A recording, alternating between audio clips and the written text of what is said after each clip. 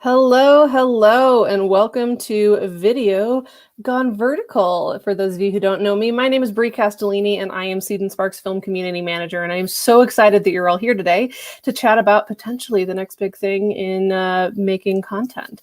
But before we get started, I want to acknowledge that the land that we are all on currently is occupied territory. I am currently moderating this wonderful panel from Ute land. So please, if you are curious whose land you are currently occupying, check the YouTube live comments feed or the video description for a link to a First Nations COVID relief fund and an amazing app that will tell you exactly whose land you're watching from. And if you are here and somehow not familiar with Seed&Spark, hello. Welcome to the family. We are a platform built to support creators by providing tools for wherever you are in your journey, from crowdfunding and education to creative distribution approaches. And some of those creative distribution approaches we will absolutely be talking about today. So you know what? Without further ado, let's go ahead and get started. So I'm going to bring our panelists up on screen and we'll get to know them a little bit and have a little bit of a conversation. All right. Hello, everybody. Could we just go around really briefly and have you introduce who you are, what you do, and I don't know, your favorite vegetable? Thom, let's start with you. Thom, you are muted, so I'm going to go ahead and unmute you. Oh, thank you. Yep. There you go. I thought we'd start with vegetable first. Yeah. Perfect. I'm a big healthy choice. Man. Yeah, I don't know why. Spinach for me, but I like every vegetable. My name is Thom Woodley. I am the head of content creative development at Rizzle, which I'm sure we'll be talking about a fair amount today. Rizzle is a platform dedicated to raising the bar on filmmaking and series making in the mobile video format. I have an extensive background as a filmmaker and series maker myself, as well as an executive in the web series and advertising worlds. I'm sure all of which I will dip into as we talk today. Great. Jordon, how about you next? Hello, my name is Jordon Waters. I'm one of the content creators for Rizzle. My most popular one is Rebirth of Rabbit's Foot, which is a vaudeville hip-hop show that kind of curates around Black Lives Matter. And also finding one's identity. And my favorite vegetable, I mean, spinach sound great. Once he said it, I said, dang, that does sound good. He sauteed that just right. Like put a little garlic on, like, dang, hold on. Can't go wrong with good broccoli. I love a good broccoli. True. And I forget, is a tomato a vegetable or a fruit? I've heard it both ways. But you know, all of this is our great veggies that would go well in a quiche. Speaking of, Kesha, please introduce yourself. Hi, my name is Kisha Peart, or Quiche is my nickname. I am also a content creator for the Rizzle app. My most popular show is called Gimme That D. It is a sketch I wrote, so ridiculous, a spoof on inappropriate pics that men send you on a dating app. So it was this fun idea that I had. It's so ridiculous. I love it. Doing really well. I was like, I gotta get my eyes on this, and people love it. I love it so much. It makes me happy. Also have created some short films. But yeah, fun times. I also love cats. I'm a cat lady. And my favorite vegetable is broccoli. I love broccoli. I hated vegetables as a kid, and now I'm like, give me vegetables. But it's only like 6 vegetables. Well, hey, you got to be choosy. You have to have high standards in this world. Okay, great. Well, let's actually start with Rizzle, because Rizzle is our wonderful partners bringing today's event to you. Obviously, we have a full Rizzle board here. So, Thom, can you tell us a little bit about how you came to Rizzle, what Rizzle is, and how it works for content creators? Sure, yeah. I mean, so how I came to Rizzle is I used to be the executive creative director of a company called College Humor on the New York side, which is a big YouTube channel. Yes, College Humor. Yeah, I know. And then in January 2020, they unfortunately, we were owned by a big, massive company that also owns Vimeo and Tinder, and they tend to sell things, and we were one of those things that got sold, and so we got kind of spun off. So around January 2020, I'm like, you know what? I've been working my whole life. I'm just going to lean back for a couple months, like not find a job. What's the worst that can happen? And then, of course, March rolls around.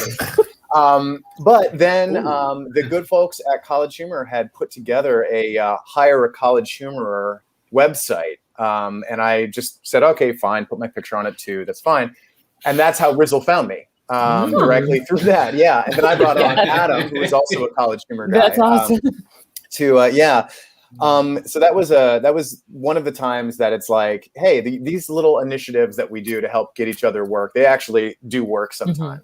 So Rizzle approached me. I had not had any experience in the vertical space, wasn't on TikTok or anything like that. And I still don't make content for TikTok. I'm a lurker, but I don't make it. And I initially kind of rejected the concept because I considered myself to be like a film snob or maybe a series snob, I would say. I also teach a filmmaking course. I've taught at SVA, and I teach at an acting conservatory for people to make film. And so it was very much like, I don't know. It's not for me. Maybe I'm a little out of the age bracket of like the ideal demographic because I'm not, like 16 to 18 by a long shot. And so I initially but then once I dug into it a little bit, what I found about Rizzle, which was really fascinating to me, is that so many people think of mobile video as merely dance videos, even though they certainly can be that, or viral trends. And the pitch that they gave to me is like, we think we're barely scratching the surface of what this format can do. And what we'd like to do, and what they brought me on to do, is raise the quality bar of what is on the platform. So Rizzle is an Indian company. It's based out of California, based out of Hyderabad. But most of the workforce is in India. So over there, they've been able to benefit by virtue of TikTok not being banned over there. So initially, Rizzle grew quite quickly and continues to grow quickly in India because of that. But with the American side, I think that the landscape is very different because TikTok is sort of the acknowledged leader in all of these things. So the whole goal of Rizzle is to try and do something different, to explore instead of maybe the sort of candy dispenser method of, oh, what's this new thing? What's this new thing? Would this work in sort of a more Netflix model where you become sort of hooked on a creator, hooked on a series, and kind of spend your time on the platform watching like that instead of constantly just scrolling the feed for the next thing? So that's the basics. We'll touch on it later, but that's the basics. More intentional viewing of vertical video series. Very cool. Yeah. So now we know how you kind of came to vertical video. I think probably the way that a lot of people do. So I'm curious for our panelists. So Kesha, how about you start? How did you come to vertical video? How did you come to learn about Rizzle? So I think I first heard about Rizzle. I'm in a couple of Facebook groups for like actors, improvisers. So I think someone posted in the sketch improv comedy group, "Hi, this is Rizzle." I think it was Adam's post, I'm pretty sure, posted in there saying, "Hi, this is Rizzle. This is who we are. We're looking for new content creators.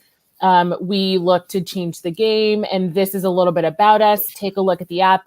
We're looking for some show pitches. If you're interested in creating any content, or if you have any previously done work, send us an email. We'll send you all the information." So I was like, let's see what this is about. So I shot an email over, and I got the email back saying, "This is exactly what we're looking for. This is what we're not looking for. Peek on the app. Is there something you don't see? If there's something you don't see, that's a great place to start in what you think could work. Or even if it's something you do see, maybe you have a different twist on it, but pitch us some ideas and we'll go from there." And that's how I ended up on Rizzle, was from a post on a Facebook group. Had you ever done vertical video stuff before that? I had not. I'm on TikTok, and I started creating TikTok last year. I swore to myself I wasn't going to join. Don't we all say that? I'm not going to join. But I was doing more like, tell me about your life. So I date a lot in New York. So my niche was like dating in New York and dating, and I found my people that way. So what I do on TikTok is very different than what I do on Rizzle. So I like that it's very different things, because on Rizzle, they like to stray away from, let me talk about my life for 60 seconds, because there's enough of that on TikTok. You're not vlogging, you're storytelling. Right. So on TikTok, I'm vlogging mostly with the occasional lip sync video. So I like that it's very different platforms. Very cool. And Jordon, what about you? What was your introduction to vertical video? What was your introduction to Rizzle? So my introduction to Rizzle was a friend of mine named Alan, who has kind of worked in and out of Rizzle with helping, bring Rizzle content creators and whatnot. And he's like, hey, reached out to them. They're looking for people, blah, blah, blah. Because I had worked with Alan originally at the Pit in New York City, and I had done a couple shows over there. And I was like, cool. I mean, I haven't never adapted my show into a camera show, so why not? And then I looked at it, I went, ooh, it's like TikTok. I'm good. I don't think I want to do this. Because I don't TikTok. I scroll through occasionally and be like, oh, what's happening? But then you like actually need an account to look at things. So I was like, I guess I'm out of the loop for this one. And I had pitched my show Rebirth of Rabbit's Foot to them just to see what they would think, because it comes from various ideas of old vaudeville sketches with people of color doing them. Because usually when you think of black vaudeville, you think of blackface. And so I'm trying to change that norm and try to like recreate it in this new format of comedy, as well as still kind of making it relevant, as well as kind of an homage to like the old days. The funny old days, not the slave old days. Good clarification. Thank you. I gotta clarify that one. And so I had written to them because I was like, what are you guys really looking for? Because I can go in depth, but I need to like know where I'm going in depth in. And they're like, well, we just want your music. And I was like, that's easy. That's fine. And because Rizzle does just a minute long, I was like, so I just have to make minute-long sketches and just kind of create different songs to make a whole story out of it. And then I was also like, I do this thing with a puppet. Do you guys want a puppet? There's not a lot of black puppeteers out there. Does that help? And they're like, sure, anything. And I was like, okay. Rabbit's Foot obviously was much more successful because it tells more of a story, and the music slaps. I will say that it's a lot of fun. We make it family friendly because my writer, the lyricist that wrote it, his name is Austin Antoine, and he lives in Los Angeles. And he actually is about to be in a new feature film called Summertime that's going to be in AMC's this summer. Not me. This is a product placement for him. And so he's the head writer for the songs, and I'm just the curator for it all, and also one of the leads. And that's kind of how I got into Rizzle, because I actually much appreciate what they do rather than TikTok. Sure. So I'm curious then, since both of you seem to have come to this not having done a lot of vertical video in the first place. So I'm curious for you guys as filmmakers, like for you, when you are figuring out how to do your story vertically, like what are sort of the main characteristics of a vertical video frame? You know, is rule of thirds still even a thing? Like what is the craft of vertical video to you? What have you learned? What have you failed at? What are you playing with now? I'm really curious. I mean, I can start. Yeah, go ahead. So what was actually very challenging is because in Rabbit's Foot, there's choreography. And so because we were used to a large proscenium platform to go in and out of choreography, we then had to change it to a vertical, like kind of stand in front of each other type of vibe. And, you know, we all know how film works. So, you know, if we feel too close, it looks good on camera, though. So as long as it looks good for camera. So it was getting through that hurdle of figuring out how to actually film this. We rented out a studio space called Mona Lisa down in Brooklyn, and they have this huge white box warehouse. And they have all these cool antiques and couches and furniture, and it's really dope. So we got to play in and out of these different ideas, but it was figuring out how to format for a phone way so we can make it work, because it's a weird double-edged sword, because we wanted to use it.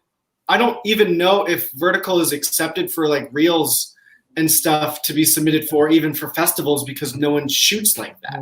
So it is just kind of more of a comfort shooting, or it's a pleasure shooting, one would say, because you can't gain too much from it. And I guess sometimes it doesn't look too professional enough. So it's a weird level of like, obviously our phones shoot stronger than some cameras do nowadays. So it's an interesting trying to adapt that into making it so people can keep their attention, because it has to be a minute long. So obviously the first 30 seconds really has to count, because then there's only 30 seconds left. So you're like, how do I get your attention, but also how do I wrap it up within that same amount of time? But it's been a fun challenge. Cool. And Kesha, what about you? What do you think the craft of vertical video is? What were challenges you saw? What are the ways in which you try to compose your frames to look just as beautiful vertically as you would if you were composing something for horizontal? I cheated a little bit. Am I allowed to say that? No, how dare you kick you off the panel. So my editor was actually, because Gimme That D was actually previously shot, and Rizzle did say they were open to previously made content if it could be edited vertically. So Gimme That D, I talked to my editor and I was like, do you think we could edit this vertically to not look weird? Yeah, look intentional. Because I really believe in this concept. I think it's so funny. I thought Rizzle would be the perfect outlet because there's a lot of young people. It's relatable. So she was actually able to edit it. And we did have to make some tweaks because when you're looking at vertical video, it's like very up close, very in your face. So you don't want it to look distorted. You don't want it to look like someone clearly just flipped, it's because sometimes when you try to edit it in a different platform, you can see like, oh, this person just pushed a button and now it looks all wonky, but you want it to make it looked really professional. So she's really good. So she was able to tweak and make it look really good for vertical video. So I did not actually shoot Gimme That D vertically, but for future projects, like Jordan said, you really do have to think you have such a small frame. You can't use all of the space that you would normally use horizontally. So you really do have to think outside the box a little bit. But I watch on Rizzle, there's so much good content and people really use their space so well. And it gets you thinking like, wait a minute, there is a way to create a high quality video for vertical that looks like it could also be on your TV screen, except you're watching it on your phone. So I love that aspect of it. My other show, Murder in a Minute, I did create for vertical. So that one I shot on a backdrop and then I had to learn how to edit vertical. We're so used to editing horizontal. Sure. So I had to learn like, wait a minute, what are the dimensions? How do I make this look? So that was a learning experience. I now have Final Cut Pro, which I'm proud of myself. I'm like, ooh, a fancy filmmaker now. Learning. Which Final Cut Pro? X would I just 10. 10, yeah. I don't think they sell Final Cut Pro 7 or anything like that. Yeah, really quickly. Question from Barbara Jordan. What res were you shooting at? Do you remember? The first time we shot it, it was in 4K, and then we realized this is all wrong because this is really hard to compress. So we went to 1080. Got it. Good to know. So Kesha, I'm curious, since you mentioned that you reformatted your series, and Thom, I'm going to ask you a similar question in a second. What were the things that you had to change? Did you have to reshoot anything? Like, what would you advise to somebody who who thinks their content is a good fit for vertical video for Rizzle, and they want to reformat? Like, what are things that you learn? What are the particulars of that process that people might be surprised by, or that you could advise us on? So fortunately, we did not have to reshoot anything because the way that my editor was able to reformat it all kind of fit in the space. I would say if you do have a series where you would like to try to edit it vertically, you have such a tight space. So if you have really, really wide shots, it's not going to work at all. For like my series, we shot it in my apartment because it takes place in an apartment. We're having girls' night. So most of our action pretty much takes place, all of us on the couch, and we're in a pretty tight frame, which is why it worked when we switched it to vertical. But if you've got one character all the way on the right and one character all the way on the left, and you're trying to make that vertical, like it's just not going to work. So I would say if you have a series where maybe you're all in the same place, there's not a whole lot of back and forth, I think it's a great opportunity to reformat and get your work out. There's so many people watching on this app. It's a great way to get your eyes on it. I didn't realize how well my series would do. Like the first week I was like telling my friend, I was like, oh my God, like all these people are following me. Like all these people are watching my content. Like, and I like that people can give you awards. It's a little bit of an ego boost, but I love that people, it might seem cheesy to some, but I love the idea that if you really like something, you can compliment the filmmaker because you can't comment like you would on TikTok. So the way you would do it is give someone an award. So I really love that aspect. I think it's so fun. And it's a little bit of an ego boost to be like, okay, I got a new award today. Like it's fun. I think it's a fun incentive for creators and for watchers as well. Very cool. Well, that's also awesome. Great because if anyone has anything negative to say, they can physically say it with their face. That's not true. behind a comment. That's true. They can respond with a video. Interesting. That's a next level moderation trick.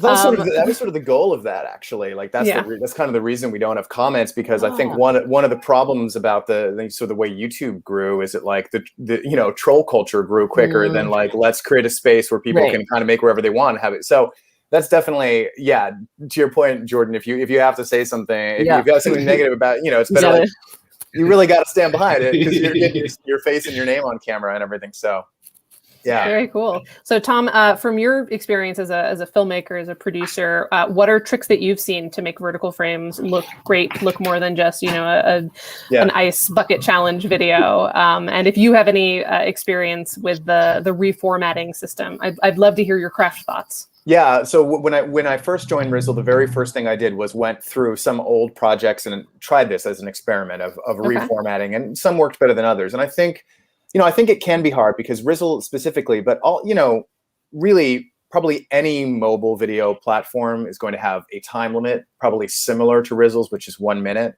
Quibi had, I think, 10-minute episodes.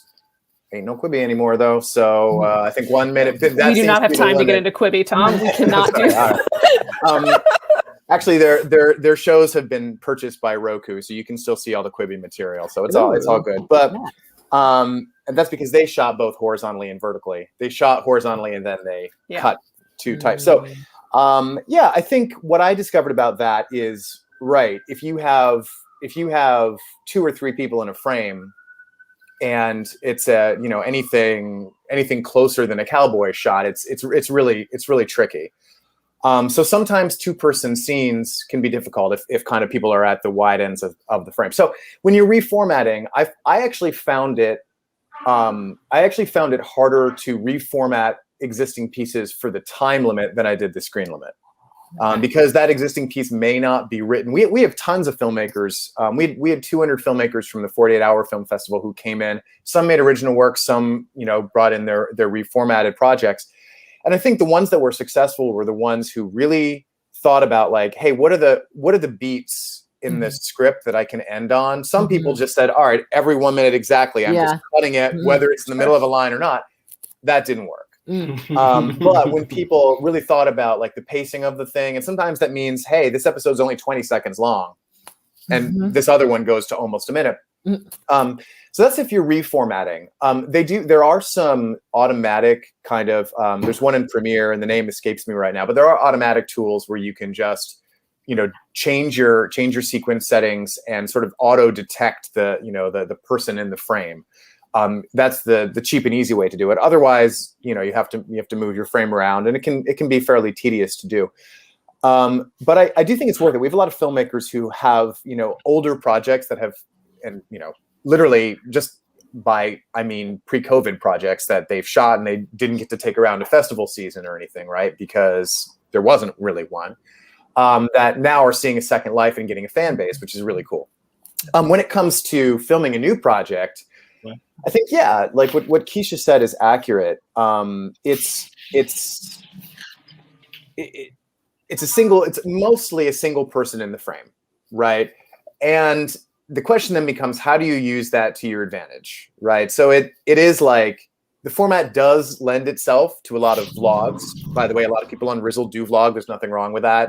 But that a lot of talking head videos. That's how the default seems to be for mobile. Sure. But on the flip side, that's sort of what we pick up our phones for anyway, right? To see and hear people talking, Sure. So I think cinematically, it puts us in a mode where we have to think less about the massive, like Lawrence of Arabia, like sweeping ultra wide shot where the background that dwarfs the tiny protagonist and all that stuff, and more about the people being up front and close and personal. So I actually think it lends itself really well to storytelling that can be emotionally resonant, because it's also sort of inherently isolating. Like I years ago shot a feature with a friend of mine who the entire movie took place in bathroom stalls, and we chose to shoot it vertically because what we found, even the scenes where there's 2 people in it, because what we found, it sort of lends itself to this kind of unnatural feeling, sort of isolation, which can be good for certain stories. And also, you mentioned the rule of thirds. There's a lot of I would argue that the more important rule of thirds is what's on above and below you rather than left and right. Sure. And in Western culture anyway, our eyes tend to move across the screen left to right, but now we're seeing them more used to like up left to down right. So how do you use that space? How do you use leading space? And it's like, if you are doing a monster movie, you can't necessarily like have me off frame here, and that like something's going to come at me. It's more like, am I down here and something is coming from above? So it kind of makes you think about different things and different.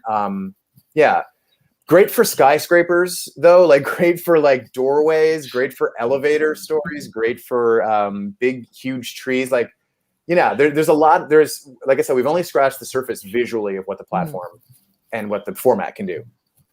Yeah, and this kind of dovetails nicely into this question from Miguel, who asks, do you guys feel like there are filmmaking rules that don't easily transport from horizontal filmmaking to vertical ones?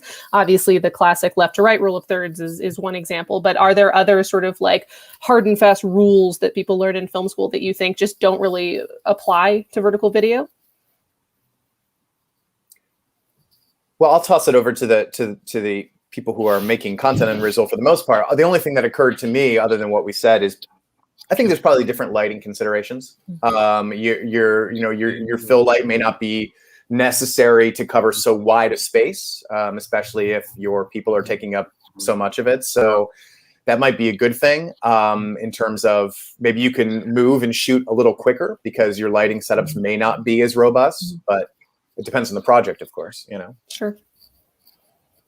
Jordon, Kesha, any thoughts on filmmaking rules? I didn't go to film school, so I don't know what the rules are. Like, I don't know. No, in some ways, I think that's better. Yeah. I just made my own work and was like, this is what it's going to be. I didn't go to film school, but I did go to performance college. I went to Cal Arts.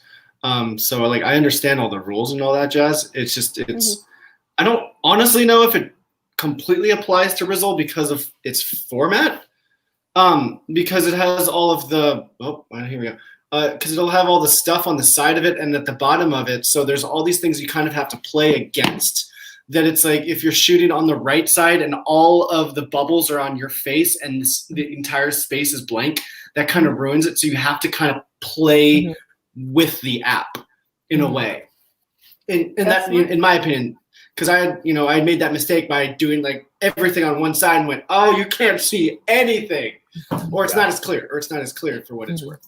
Yeah, that's a really good point. And I think that's like whatever app you decide to use, like you have to know like what's the shit that's going to be in front of you.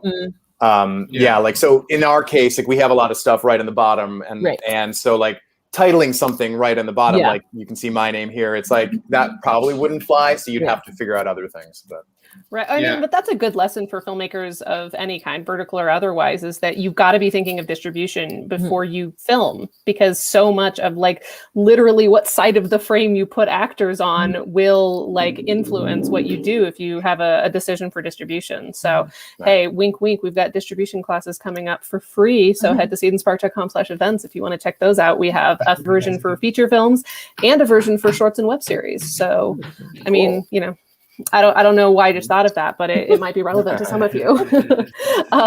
So do you guys, any of you think that there are any like misconceptions about vertical videos beyond like, it's just people lip syncing, it's just ice bucket challenges? Like, do you think there are other misconceptions maybe from fellow storytellers and filmmakers about vertical video that you'd like to disabuse us all of? I mean, there's some dope shit on Rizzle. Really good stuff. It's not just like do this next challenge, do this next thing to make you famous. Like what I really do like about Rizzle is whereas on Instagram you have to make multiple accounts if you want to do other things. Whereas in Rizzle you get one account and you get multiple channels. So if, for instance, you're interested in someone and you click on them and they have a really popular channel and you're like, oh, that's really dope. What's the other stuff that they have done? It can kind of go through and see the different variations of what they can do. I'm still trying to figure it out because I had a dance channel because I'm a dancer, but I don't own any of the rights to it. So all that got flagged and I went, okay, so I have to figure out how I can do my dance stuff with all original music. So that way I can, which, at first like, God dang it. But, it's not my song. Like, it's not mine. I don't own it. So like I like it because it challenges me to be outside of the box and to work with friends who are currently making music now so I can help promote them. And so I can still kind of dance and help my other friends at the same time, because that's where this app is kind of coming into play where it's collaborating people simultaneously, because I know there's other like collab videos in it, but like specifically for me, it's like I really like working with people. I really like I surround myself with beautiful, talented people, and that is like my mantra, is because like you surround yourself with who you want to surround yourself with. And I forgot what the question was. Question was, do you think that people have misconceptions about vertical video, whether it's craft, whether it's anything else? It was a great answer to a different question, which is fine.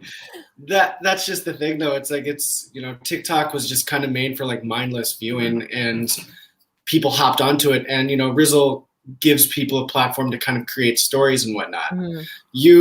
I know a lot of influencers on TikTok that just kind of follow the same format of say something funny, cut, be in a different outfit, say something funny again, cut and cut back and forth, and that's very easy creation of you just made your own conversation, which in theory, it's a really, it's a smart idea. But when over 200,000 people do it, you're like, well, there's nothing original about this. Yeah. Like, after a while, we're just seeing the same format over and over again. Whereas Rizzle just kind of open ends it, and they have contests. They open up for collaboration. So it's just, I don't know if it's more of a vertical, more of just Rizzle itself. Yeah, I think I also really love Rizzle. When you're scrolling through, I think people think, oh, original series, this is probably going to look like some 4-year-old got a camera and, just went out. But if you're scrolling through, like I'm watching stuff and I'm like, this, like high quality, like it looks like someone brought their like what's the fancy, like people are using fancy cameras, even with your iPhone, but they're creating good quality. Like you watch it and you look and say, I feel like this is Netflix or this is a streaming service. So I love that Rizzle essentially almost is like a streaming service for your phone, but you don't have to pay a fee. You just go on your phone and you can watch. There's so much to watch. It's almost overwhelming because you're like, oh, I like this person. And then you go to another person's channel and you're like, oh, but this show, like, there's so many options. And I think it also keeps you inspired as a creator to say, oh, that was a good idea. Okay, maybe that'll spark me to think of something else that maybe I didn't think of. Or look on the app and say, wow, I haven't really noticed this particular thing on the app. Maybe that might be a good way to increase an audience. I just think there's so much room. I feel like Rizzle's going to blow up. I think it's already doing such a good thing that I see it going I can't talk. I see it going big places just because I think it is unique. Like, I think we're all kind of over the TikTok of like, all right, let me do a lip sync video. We've all seen it. And yes, there are people that are really good at it, but like you said, if 200,000 people are doing the same lip sync video, there might be someone that does it better than the next TikToker. But on Rizzle, it's all completely, no two things are the same. Or even if you have two topics, like I do a Murder in a Minute show and there's someone else who did a similar thing, but our shows are very different. So that's the thing is, even if you have two people that have similar topics, they're both going to be very different because we're different creators and we have different ideas that we're going to bring to the series. So I think that's a really cool thing about Rizzle. What about you, Thom? Any vertical video misconceptions? Yeah, I mean, I think that sums it up really well. I think that the idea that it needs to be disposable, as a medium. I mean, how long did people say that about television? Probably like 60 years. They're like, oh, it's just whatever. It's just like talk shows and, sitcoms and that kind of bullshit. And then Sopranos came out and everything after that. And now we live in this world where it's like this golden age of television. So this idea that it needs to be this disposable format, just because that was some of the first people using it, were just like, what's the easiest, quickest thing I can do on here? Sure. Nothing against that kind of content, because it definitely has its place, and people are actually doing. Anytime you have a format, somebody or some 200,000s of other people come along and find a way to reinvent it and do it in an interesting and challenging way, and that's awesome. But I do think this idea that everything has to be, that to be successful, everything has to be viral, as if it's like, like, oh, I have one thing, I did one video and it went viral and now I'm a success.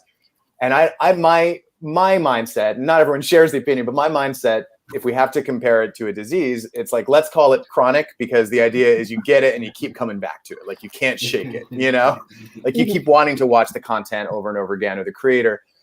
And I think the other aspect of that is that and I think both Kesha and Jordon touched on this. It is specific to Rizzle, but it's kind of an issue with internet video in general, not just mobile, but also YouTube. Once you get successful doing one thing, you'd better plan on doing that one thing, and that's the one thing that you do. So if you lip sync and it is successful on TikTok, you better do that every day if you want to keep it, you know.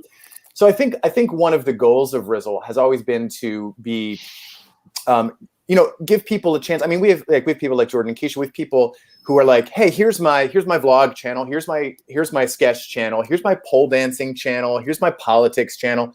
And it's kind of interesting because in this world where, we tend to reduce everyone down to, oh, you're the Vine guy who does this, or you're the TikToker or Snapchatter who does this. It's like, it's kind of nice to be able to have, actually, I do this, and sort of triangulate someone's personality. It's kind of more interesting and leads to a different, more authentic kind of portrayal of I think authenticity is going to be a lot bigger in the years forward when it comes to this kind of stuff. I think, as they said, we're past the sort of glossy Instagram phase of our love affair with social media, I think. And so we're going to be embracing things. Yeah, I hope so, right? So I think that it has to be disposable. I also think that everyone probably, over, I'm not even going to put an age on it, but over a certain age, looks at mobile, like anything on the phone, especially film snobs, of which, again, I was one, but like, I think we all look at this format and, think about, oh, that's not real film. It's not, that's not real storytelling because it doesn't have the ABC sitcom structure or whatever. And yeah, I mean, I think it's the same as looking at any artist when they, Picasso changed canvas shapes all the time, right? And so it's just looking at it in a different way. I think that's a really lovely way to think about it. And I think that, like you said, every art form has gone through this, for everything was always like the new kid on the block for a while that everyone hated and then, embraced. I am curious though, when like getting collaborators to come on works that you guys are making, one of you I think mentioned that like it is sometimes a challenge to think like, well, can this person incorporate this into their reel? So I'm curious, like, is working in the vertical space something that has been a blocker in like convincing collaborators to come on board? And how do you kind of navigate that? I remember I was doing some found footage web series a while back, and some of my actors would be like, I love this show, I'm never going to put it in my reel because it doesn't look like anything else. And I think that will be confusing if I want to get more work. So like, is that something you guys have run into? How are you managing that? What is the way that you're thinking about that to make sure that, everyone on the crew is getting something out of this, not just the show itself, but obviously, everything that comes after it? I went through that solely because that's when I did my season 2 of Rabbit's Foot, was trying to figure out getting new people in. I was like, hey, we're da-da-da. And they're like, cool, is this something I can put in my reel? And I was like, well, if you put the video on the far right and then put the photo right next to it, then it could fill out the space. And then you could also kind of write it as like original series on Rizzle. So it's like, it's playing with kind of what you got. Sure. Because originally the plan was for me to shoot both vertical and horizontal, I was wondering if that was something you did. And after because I shot all of my series in, so season 1 I shot in 2 days, and season 2 I shot in 2 days as well. So I did 5 and 5 videos. That you can imagine that would take up a lot of time. So really, shooting everything twice in 2 different formats. Interesting. Yeah, we had to cut it. We had to cut it because we were just like, unfortunately, Rizzle is the one that's contracting us, and we're doing this for a favor for you guys. And right now, we just can't figure that out right now. And that's really kind of like where it's at. And were people receptive to that? Were you I mean, figure out a way? It was a fun project, so everyone kind of wanted to jump on it no matter what. It was also there is a way that we can like format it so people can put it on their reels and submit it so it looks professional enough. It just kind of has to get the backing behind it. The fact that both Kesha and I have been represented as original content creators like throughout Rizzle. Like if you scroll through, you'll like see our stuff. The views kind of have to make up for it. when I'm on Instagram, I have been on Rizzle for maybe 5-6 months, and I've already topped all of my views and more followers. And I was like, I don't know how this is happening. Love it, great, because that's also what got more people interested in it. Is I literally within, I think, a week of me releasing, no, I'm gonna say 2 weeks. I'll be generous. 2 weeks of releasing my first season, everything had over 10,000 views. Yeah. So when I sent it out to people, I said, hey, can you look at this and give me notes? I want to get feedback for season 2. A lot of people looked at it and they're like, wait, why does this have so many views? And I was like, people like it. It's good. So with that many people backing it up, it kind of speaks for itself after a while, and you can't ignore the views. Sure. Not saying that I make my life based off of views, but you just can't ignore the views. Sure. Yeah, I'm with Jordon as well. I think my first week, because when I first started my series, I was like, I don't even know. You don't really know how your show's going to do. That's the reality of it. You post it. The good thing that I love about Rizzle is they were really good about giving us tips and tricks, and like, these are suggested times to post where we notice high traffic. These are suggested times for videos. They did a really great job of putting packets together for their content creators so that we can put our best foot forward, so that we can then, from there, it was up to us if we chose to ignore that or do something on our own. So, but when you're first posting your videos, it's really a luck of the draw. You don't really know is anyone going to watch this? Is it going to do well?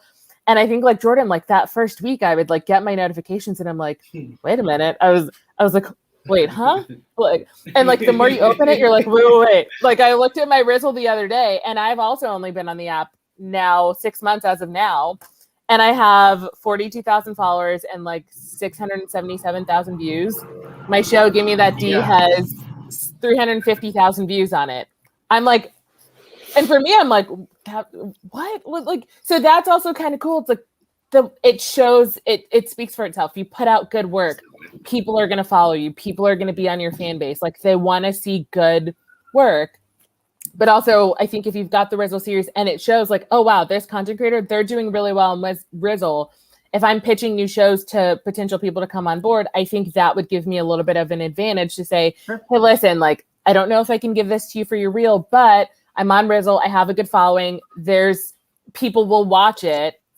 It's not going to eat up a lot of your time. Would you still be willing to work? And I think, like you said, if you treat people well and you just have fun, people are going to want to work with you. But it helps, though, that we've got the Rizzle series and that our shows are doing well. Gives us a little bit of an advantage for people to come on board with the chance of maybe not having it on their reel, because it's hard. We're like, I need that footage for my reel. It's like a big thing for us actors. And I've also noticed that it's kind of, with Rizzle, we're able to kind of package our work. And if, for instance, we want to pitch to a network or someone that has like a lot of money or somewhat, you just go, hey, this is what I do. These are my followers. These are the views. I can keep doing this stuff. This is what I do in a minute. Imagine if you give me 20. So it kind of becomes a really good pitching tool. Whereas I believe TikTok hasn't really kind of fallen in that category as much, because it's just like, oh, cool, you made a video where it made 100,000 views. Great. But when you make something that has a consistent story that made that many views, then they get more interested in like, oh, there's a chance that money can be made off of more of than just the one joke that you do.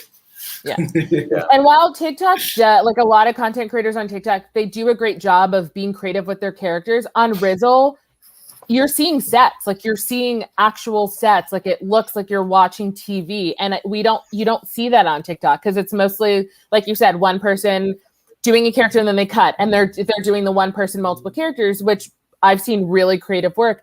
But Rizzle, it's so different. You're seeing people are putting in the effort. They're actually shooting on location. Like, it's not that, you don't see that on TikTok. So I think that that in itself is setting Rizzle apart.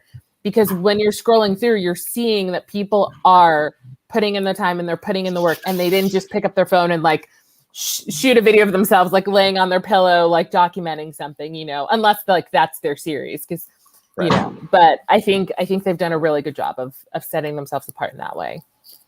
That's cool. And so this kind of leads me to something that I wanted to talk to Thom about. So Thom, obviously you've been in the online media space for a while, and I'm curious what your take is on like where short form content is going next, especially given that it's been an apocalyptic few years for media companies like College Humor, Funny or Die, Cracked, innumerable others. Like it's been a brutal couple of years.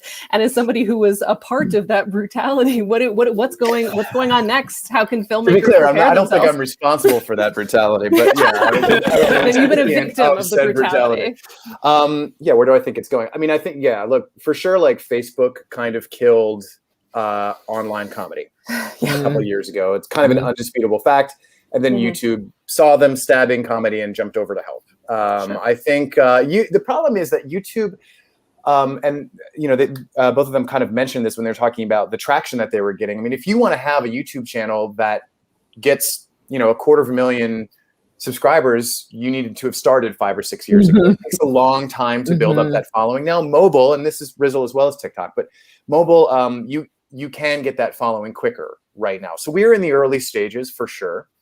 It's exciting to me in the same way that like the early stages of web video and the very earliest days of YouTube were, because there's a rush to figure it out, but I don't think many people have figured out. I always think the test of these sorts of things is like, well, when does my mom know about it? Like, when does my mom know about the platform? That means it will have crossed over, for her, like, I don't know what the YouTuber was that she was first aware of, but I'm like, okay, YouTube has officially like, crossed the threshold.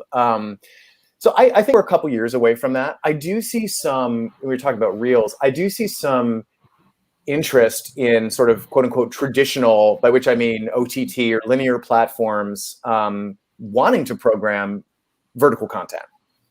Certainly Netflix has a Netflix Shorts thing right in their app. Now, their model is simply, we're going to cut our existing Schitt's Creek and things like that into like bite-sized nuggets in case you want to watch us that way. I'd be interested in seeing how that's doing for them. But I think the opposite side of that is people who have, linear television channels programming for literally a vertical space. I think people are increasingly used to that because so many people watch YouTube on their screen, and so many YouTube videos pop up as vertical sometimes too, or vertical with like the fuzzy background behind it or something. So it's getting more and more acceptable. I do think one of the things that Quibi showed us is that my guess is that this is going to continue to be the case, that people don't really want to watch long content on their phone. And that's just because the experience is different, right? Like sitting back, I can watch something on the computer here, but like holding my phone up like this for 10 minutes was hard, but watching something while I'm doing it, so it's different. It's a different experience, right? So like, it's not a captive audience in the same way that television or certainly theaters are. People watch Rizzle shows when they're like on the subway or in line at something, and these sort of these liminal moments that we have, right? So it's interesting because you have to come up with something that, catches people's attention within the first couple of seconds for sure, or else they scroll past. But even though your field of vision is on this, and you have all of the rest of your field of vision where other things could be happening and distracting you, somehow you've still got to achieve the sort of suspension of disbelief to have people, fall in love with your show and watch your show. So where do I think it's going? I think probably more and more quote unquote professionals will start to get in, but I think we have a nice couple of years before that door fully opens, where the people who want to get in on the ground floor of proving out what this medium can be have an opportunity to do that. Yeah, I think that's true. And I think, we got to mention Quibi. This is the conversation we're having. And I think that honestly, something that was really heartening to me about the whole Quibi disaster is that I think that it proved, hopefully once and for all, but it certainly proved for a little while that just having big celebrity names is not enough to make a new format work. It's almost like you maybe have to talk to the people who have been doing the work in this space and understand like its parameters, and aren't just trying to do a blockbuster, but vertically and in 10-minute clips. Like cutting up a movie into 10-minute clips is not the same as a show that takes place in 10-minute episodes or, 1-minute episodes. And I think that that's something that filmmakers should take away, is that like we've seen a catastrophic failure of the old model trying to look like the cool new kid in the new format. So, don't listen to them about what is interesting. Listen to yourself, listen to what you watch, and replicate that instead of trying to be something that this format is never going to be. That's just my rant on Quibi. So speaking of fans and viewers, I'm curious for the three of you, what are you hearing from fans and viewers about the experience of consuming vertical content? Was it what you expected? Like what is the fan experience that you've heard, and have you had to adapt to that? What's going on there?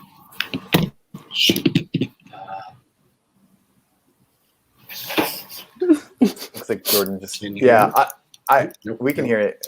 We can sort of hear you. He's logging back in. Oh no. Yeah, I mean, part of this I think is difficult because there are no immediate comments, and so that does mean that some of the engagement gets a little bit muted. I think sometimes I get a number of people tagging me in things and wanting me to either participate in their show or just tagging me because they know who I am and they want me to watch their individual thing. But yeah, I've heard a lot of things from a lot of people that I see the views, and it's kind of sometimes hard to know, hey, who's the audience? I know that there's 38 million people on the app, and because they don't all have their names attached to their user profiles, and because so many of them just watch and don't make content, it's a little hard to know who. It's a little bit different than like Instagram in that regard. Yeah, I think I've gotten a lot of good responses lately from just experimenting and trying new things. I think people are hungry to see like what new can be on the app. I think a lot of the people who first came to Rizzle were very much, I want to vlog about my life kind of people. And some of them are maybe not thrilled that the production bar has been raised, but other ones see that as something exciting to get involved with. And I'm choosing to sort of take my cues from them as sort of like, all right, you know what, a rising tide should lift all boats, and yeah. Cool. What about Jordon and Kesha? Any thoughts from fans? Jordon, can you not hear us? You're muted. Oh, I think we have to unmute him. I don't think I'm. Oh wait, there. I think it might. Jordon, talk for us. Try talking. Now? Yes. Yeah, there you are. Okay, welcome back. Yes, we can. Hey. Sorry, what is the fans' audience response? No worries. Wait, so sorry, what was the question again? The audience what have been the fan viewer responses that you've seen or that you've had as a fan or viewer about like the watching of videos? Like Thom already kind of talked about how obviously people don't want to watch a 2.5-hour movie on their phone ideally, but like are there other things that you've noticed as a fan or heard from fans and viewers about this brave new world of making content? I mean, on this app. Oh, sorry, Jordon, if you want to. No, you go first. I was gonna take it. Okay.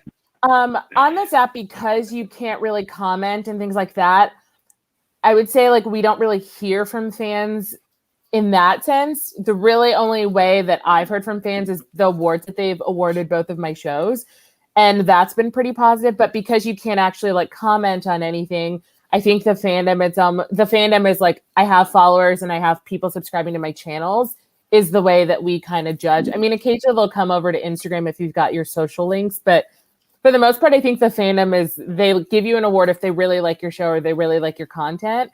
So that's what I'm taking it as. I'm like, okay, well, people like this. They're giving me awards. They seem to be engaging with the content. And then every now and then I have gotten a few people I had one guy who responded to my first episode of Gimme That D, and he had some really kind things to say. He's like, I see you out here, like, women filmmakers. He's like, this show was so funny, and it was just very kind, and he wrote a response. He's like, keep doing what you're doing. I love seeing this work on the app. I love that you're a woman making this content, and it was really funny, and I enjoyed it. So I did appreciate that he like posted a personal video in response to mine, so that was really cool. Like Thom said, people kind of have to post a video response if they want to say anything. So every now and then you will get a fan that will video respond to you, and then from there it's like, oh wow, they took time out of their day. That was really cool. So that was so nice when he wrote a response, and I was like, oh, thank you so much. It like warmed my heart. That's awesome. Well, so now I'm curious though, if you as a viewer, because you obviously watch a lot of work on Rizzle and presumably in TikTok and others, like how are you finding the experience of like carving out time to watch vertical content differs from how you carve out time to watch, you know, horizontal traditional content? Like, what are your habits as a viewer? And maybe we can all learn something from that. I would say when I'm watching content on like TikTok or Rizzle, it's like Thom said, it's either because I'm like waiting in line, I feel like most of the time I'm carving out is because I'm looking for quicker minutes versus if I'm sitting down for Netflix or Hulu, like I know I'm going to sit down and I'm going to watch 30 minutes to an hour or maybe more of the show. So I really have to carve that time out. I love that the convenience of Rizzle is you can kind of be anywhere. And it's like, oh, if you only have 5 minutes, all right, let me watch a couple episodes here. Okay, I'm walking to the next place. Maybe I'm waiting in line for a coffee. Great. I've got another couple minutes. So I think it's convenient that you can kind of watch as you go and you don't have to say, well, I really need an hour to be able to watch the show, because that's what horizontal viewing is. You have to really be sitting down for 30 minutes to a half hour, maybe longer. And sometimes we don't have that. Sometimes we want to just get in a couple quick episodes. So I think Rizzle, that's the great thing about Rizzle is you can watch in, if you want to call it like speed increments, because they're so short, you can get in a lot of content in a short amount of time. Cool. And Jordon, what about you, as either getting responses from viewers, things that interested you, or your own insights as a viewer of this kind of content? Like, what are things that stick out to you? So when Rabbit's Foot first started, getting views, my first instinct was, these are all robots. And they're just trying to, humor me. And I was like, okay, now I feel better. And then I started getting friend requests on Instagram. And I went, this is interesting. I don't know any of these people. And then, it wasn't that I was doing digging, but I just started noticing a pattern of like, I would look at Rizzle and I would see my views go up, and then I would see friend requests go up on Instagram. And I went, So either they're looking for me and that's how their way of they want to stay connected through my work is try to be on all my platforms. So, that's where the, give or take of like, are they robots, or is it like half robots and half are some people, give or take, because that's just how it is people have reached out to me and they said, hey, I've seen you on Rizzle. I think we should do something together. I'm like, cool. This is new to me. Sure. Because usually I work with people I know. So it's interesting that when people reach out to me like, hey, I've seen your work, I want to work with you. I go, that's interesting. Usually I would physically, before the pandemic, I would physically meet someone so I can feel their energy. And I'm like, oh, I don't know if I want to work with you. But it still leads to an opportunity of collaboration, because, we're in this day and age where like this is becoming more of a normal thing. Mm-hmm. And so it's like, who am I to like deny this experience when this is kind of what's becoming of everything? That's really kind of my whole kind of 2 cents. And I was listening to you, Kesha, and I realized like how desensitized we are from like the world of, being in New York City, we're like, all right, well, I have 5 minutes, let me walk over here. Rather than take in my atmosphere, let me focus on my phone.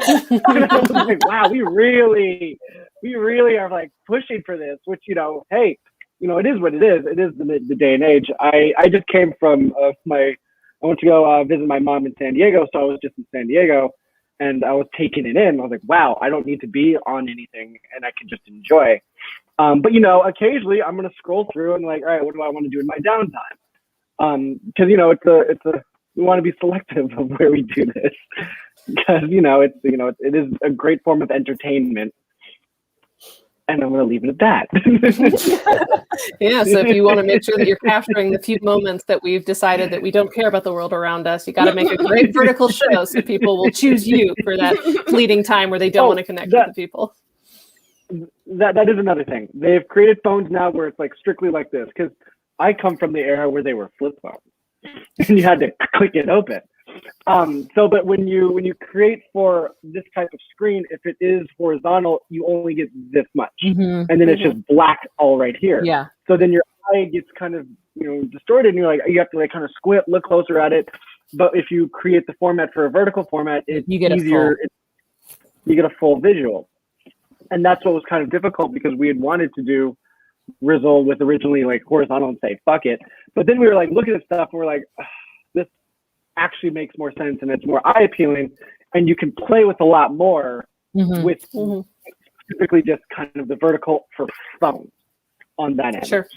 Yeah, you're playing with the same amount of space, just different areas of the screen than you're, which is, it's art, it's craft. You figure it out. Yeah. Well, I would love to talk way longer just about like all of the ins and outs of this app, of making content in a unique way. But unfortunately, we are at the end of our time. So thank you so much to the three of you. Any final words of wisdom, plugs, anything you want to get out before we call it an evening? If you're not on Rizzle, get on Rizzle. It's a cool app. Thank you, Kesha. But also, if you do, let us know, because you can message, you can tag any of us if you do get on Rizzle. Let us know. Yeah. Make sure I see your shows, and maybe we can work together. Maybe. All right. Well, thank you so much. I have a motto. It's called "Can't Stop, Won't Stop." So make your thing up. Perfect. Yeah. Love that. Totally original. Great. Well, thank you guys so much. Thank you to Rizzle for being our partners for today's event and bringing us these wonderful panels. Thank you so much to Kesha and Jordon. Definitely check out both of their shows and works, as well as all of the great stuff on Rizzle in the comments, as well as all of the upcoming Seed&Spark events, of which there are many. So thank you so much for being here. Thank you so much to my three wonderful panelists. And we will see you all very soon. Have a good one, everybody. Bye. Take care. Thank you.